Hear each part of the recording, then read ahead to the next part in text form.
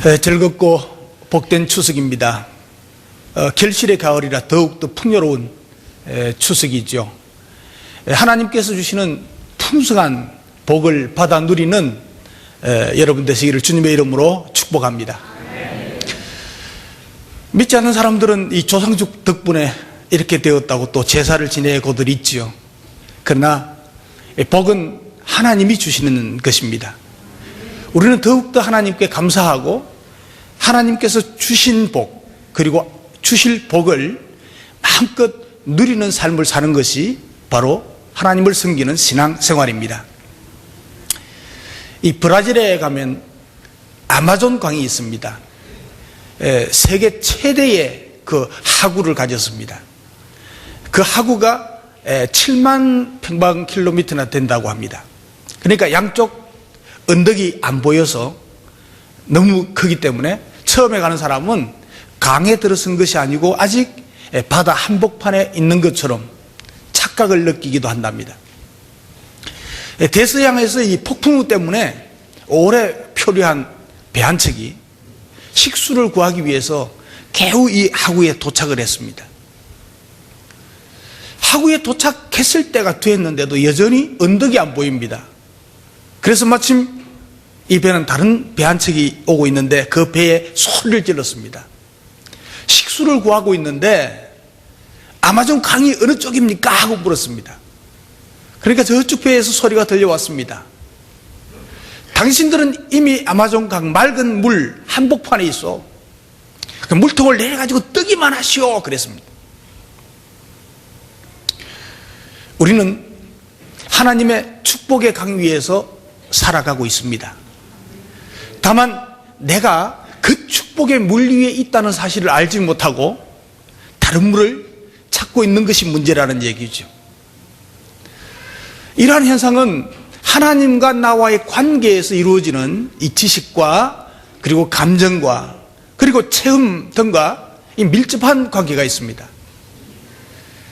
내가 알고 있는 하나님은 어떤 하나님이냐에 따라서 나의 가치관과 나의 삶의 방법이 달라지게 되어 있습니다.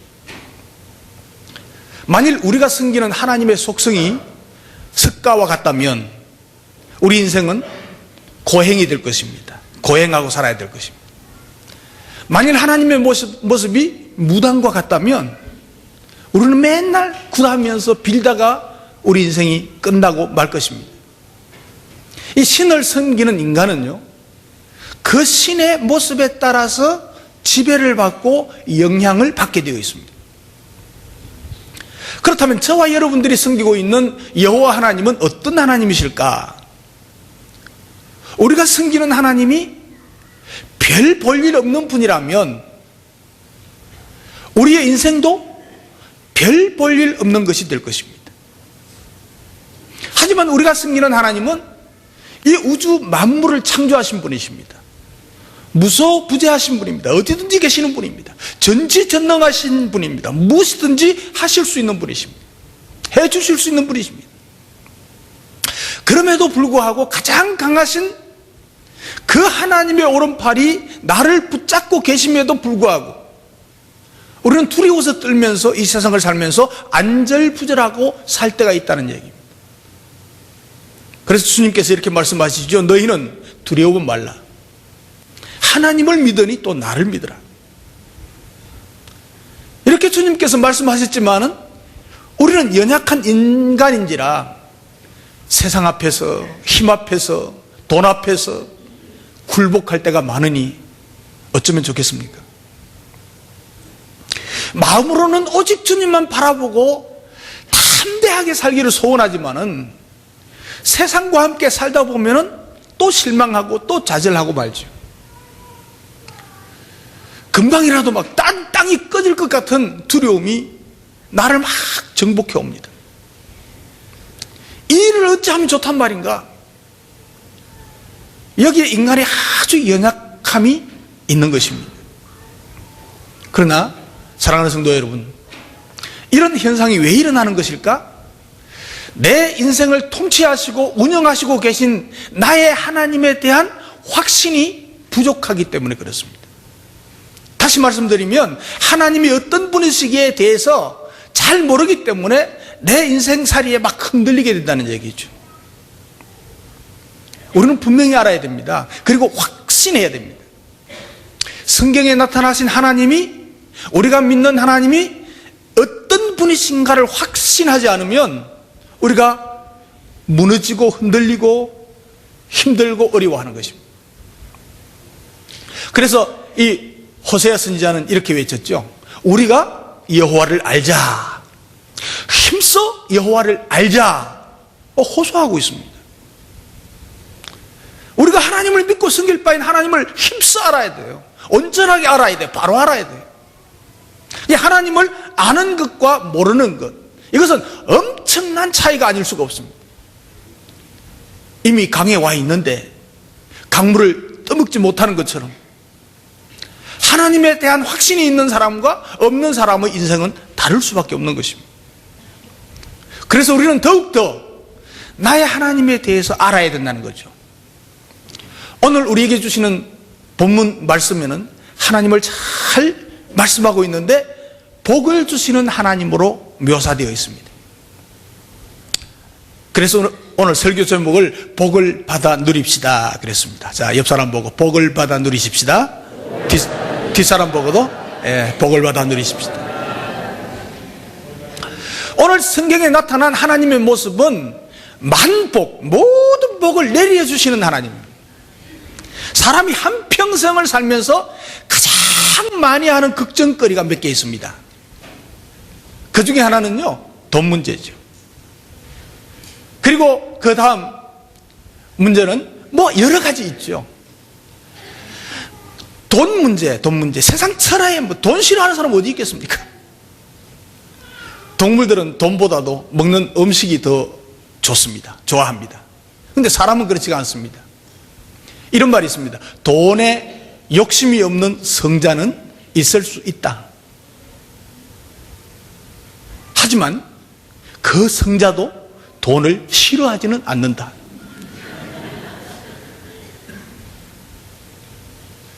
돈에 욕심이 없는 목사도 있을 수 있습니다. 그러나 목사도 돈을 싫어하지는 않습니다. 저 목사도 그렇습니다.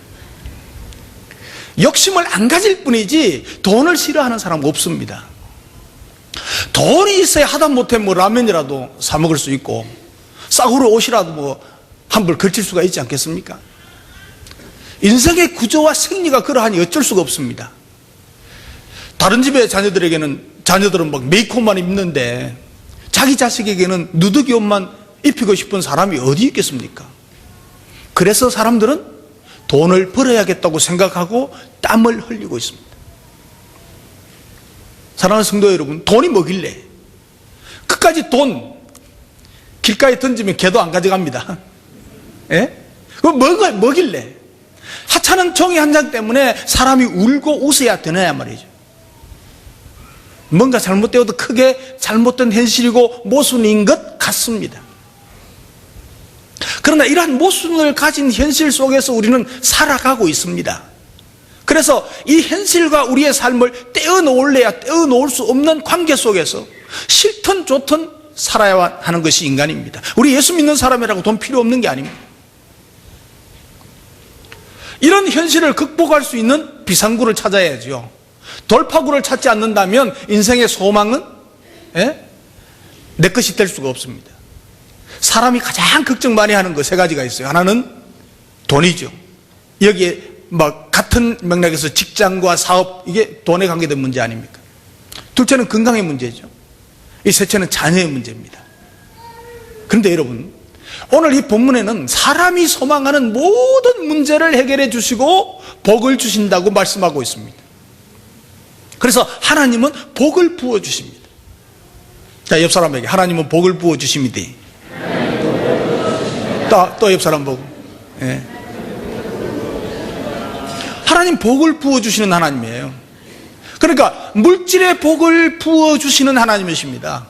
오늘 3절로 6절에 보면 성읍에서도 복을 받고 들에서도 복을 받을 것이고 내 몸의 소생과 내 토지의 소산과 내 짐승의 새끼와 우양의 새끼가 복을 받을 것입니다. 네 강주리와 떡반죽 그릇이 복을 받을 것이며 네가 들어와도 복을 받고 나가도 복을 받을 것이니라. 성읍에서 장사할지라도 복을 받게 되고 들에서 농사 지을지라도 복을 받게 되고 네 몸의 소생과 자녀들이 복을 받고 가축들이 복을 받게 될 것이라는 것입니다. 직장과 사업과 모든 것에 복을 주시는 하나님이시라는 것을 말씀하고 있습니다.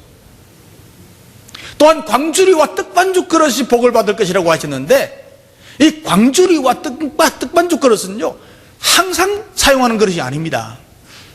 보관해 두었다가 필요할 때 가끔, 다시 말하면 명절날이나 이런 특별한 날에, 잔칫날에 쓰는 거죠. 복으로, 그것까지도 복으로 채워주시겠다는 거예요. 네가 들어와도 복을 받고 나가도 복을 받을 것이라. 한마디로 네가 종사하는 모든 일에 복을 넘치도록 하며 부어주시겠다는 말씀인 것입니다. 너의 생각하시는 것이나 너의 마음에 두고 있는 것이나 모든 것에 복을 주시겠다는 이 축복의 말씀을 믿으시기 바랍니다. 모든 위험으로부터 보호하시는 하나님이신 것을 말씀하죠. 7절에 네 대적들이 일어나 너를 치려하면 원수를 갚아주겠대요. 여호와께서 그들을 내 앞에서 패하게 하시겠다.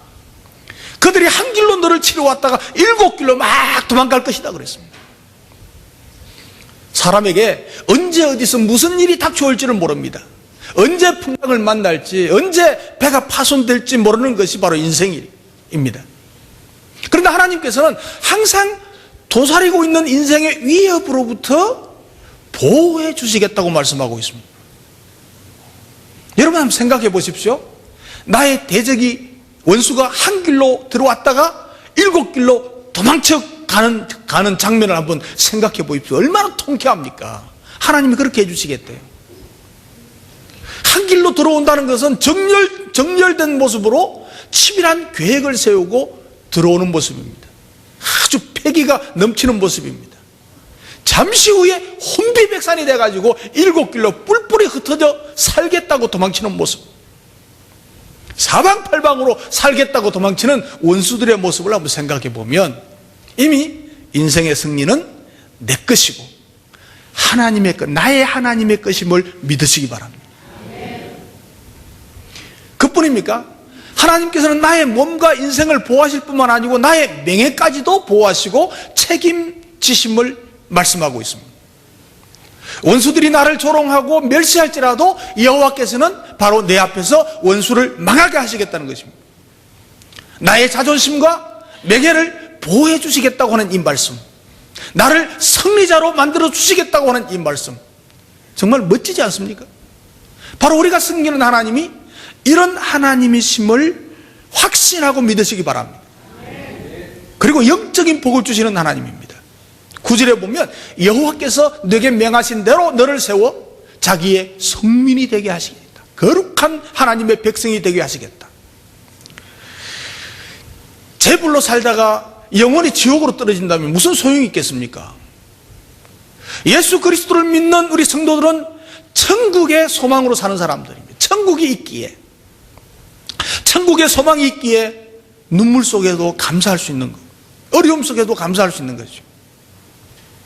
저는 이 시간요, 성령으로 우리와 함께 하시는 예수 그리스도의 이름으로 선포합니다. 큰빛교회 모든 성도들과 가정에 오늘 본문 말씀대로 성읍에서나 들에서나 자녀들에게나 가축들에게나 여호와의 복이 임하고 광주리와 떡반죽 그릇까지 들어가나 나오나 주님의 넘치는 축복이 임하는 복을 누리는 여러분 되시기를 주님의 이름으로 축복합니다. 하나님께서 우리에게 물질로나 또 위험으로부터 건져주시는 거, 이런 복을 다 주신다. 뿐만 아니라 성민의 복, 여호와 하나님의 거룩한 자녀 가족이 되는 복을 주셨어요. 이 복 주시는 장면이 아주 다양하게 묘사되어 있는데 2절에 보면 복이 내게 임하여 그랬습니다. 임한다는 표현을 써요. 임한다. 성령이 성도들에게 임하듯이 복이 우리들에게 임한다는 말씀입니다.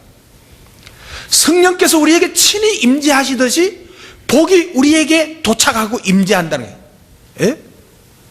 그래서 8절에 여호와께서 명하사 그랬습니다. 하나님께서는 복을 향해서 명령하신다는 말씀입니다.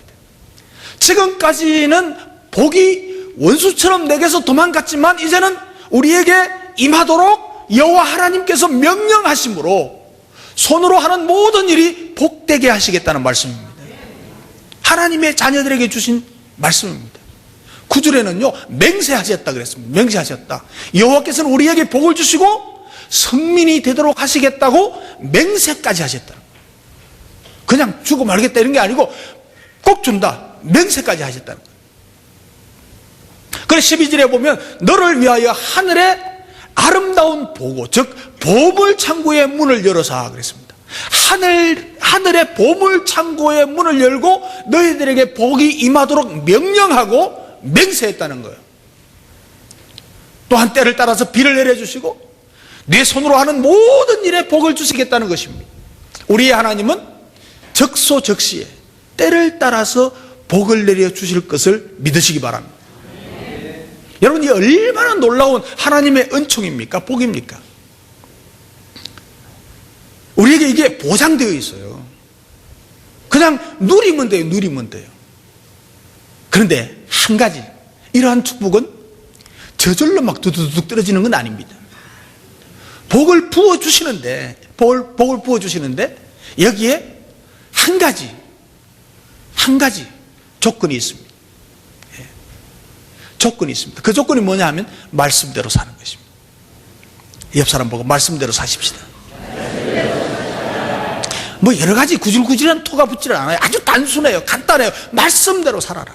1절에 보면 네 하나님 여호와의 말씀을 삼가 듣고 내가 오늘날 너에게 명하는 그 모든 명령을 지켜 행하면 복 주시겠다는 거예요. 예. 하나님의 말씀을 듣고 들은 것을 실시한다면 이거 다 줄게. 하나님의 말씀을 듣고 그 말씀을 따라서 행하면 이 큰 복을 너희 가정에, 너에게, 너의 사업에, 너의 모든 하는 일에 부어주시겠다는 말씀입니다. 우리는 분명히 알아야 합니다. 하나님의 말씀에 순종할 때 놀라운 축복을 주시는 하나님이심을 알아야 돼요. 믿으시기 바랍니다. 이 사실을 알고 세상을 사는 사람과 신앙생활을 하는 사람과 모르고 신앙생활을 하고 세상을 사는 사람은 같을 수가 없습니다. 복을 내리시는 하나님이심을 모르는 사람은 복을 찾아서 평생 동안 헤맵니다. 헤매도 얻지를 못하는 거죠. 축복의 문은 하나님이신데, 하나님이 복의 근원이신데, 이 하나님이 복의 근원이심을 아는 사람은 하나님을 향하고 하나님 말씀에 순종하는 것입니다. 말씀을 듣고 말씀을 순종하며 그 말씀을 따르는 자에게 하나님께서는 보물창고의 문을 여시고 만복으로 채워주시는 하나님이십니다. 말씀을 따라 사는 삶이 축복의 문을 여는 삶이 되는 것입니다. 오늘 본문에 기록된 대로 말씀대로 복을 마음껏 받아 누리는 저와 여러분 되시기를 주님의 이름으로 축복합니다. 하나님은 복의 문을 열어주셨습니다. 모든 것에 주신다고 했습니다. 우리는 하나님의 말씀을 들은 대로 아는 대로 그 말씀을 순종하면서 살면 이 복을 누리게 될 것입니다. 저상에게 절 안 해도요, 우리가 하나님 앞에 말씀대로 살면 하나님이 약속해 주신 이 모든 복을 우리는 이미 다 받아 누리고 있습니다. 더 풍성하게 누리고 더욱더 풍성하게 누리는 저와 여러분 되시기를 주님의 이름으로 축복합니다. 기도하겠습니다.